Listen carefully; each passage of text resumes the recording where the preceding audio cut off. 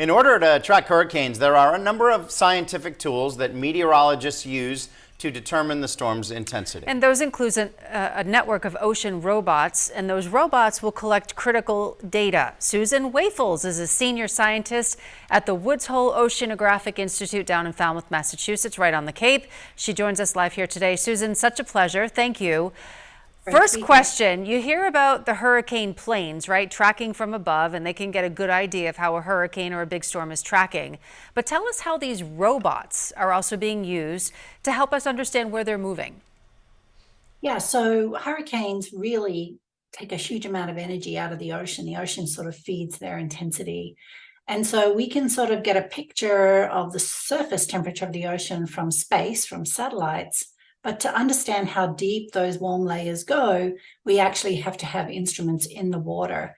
And you can see my colleague Steve Jane there. He's dropping some of these floats from the Hurricane Hunter planes. But these to get below the surface, we need instruments in the water. And the Argo array has thousands of these profilers all through the global ocean, and they allow us to take the satellite picture and map it down into the ocean so that we know how deep the warm layers are and how much fuel there is to intensify the storms. I want to hear more about these robots. Like, how big are they? How many are you using? Do they have cameras? Do they have encounters with great white sharks at all? How deep do they go? How long do they stay under the water? Yeah, so they're about 6 feet tall. They're a metal cylinder. They have controllers and batteries and an ability to make themselves bigger and smaller, and that allows them to profile up and down in the ocean. There's about almost 4,000 out there now spread through the global ocean, and 20 countries maintain that global array.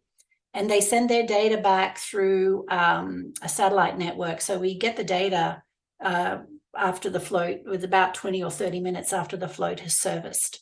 Wow. Right now, they mostly measure temperature and salinity, but temperature is the one that matters really importantly for storms. We're starting to use them to measure ocean biology and other really interesting things about the ocean ecosystem. So many fascinating angles about this. So you're saying there's only about a 20 to 30 minute delay between real-time information back about a particular storm. In our case up here in New Hampshire, and of course down there on the Cape, tracking any potential impacts with this storm on the coastline. So these are almost instantaneously valuable, it sounds like. Well, we have to push the data really fast to go into the models that you were just showing there. The models need the data really fast to update, right? Those meteorological models that are giving us the information about the storms and the impacts, they have to be fueled by observations. And it's the Argo array that's one of the major ones for the ocean observations they need. Susan Wafels, this is fascinating stuff. We need to book you for a half-an-hour window, maybe next week or something. It's great.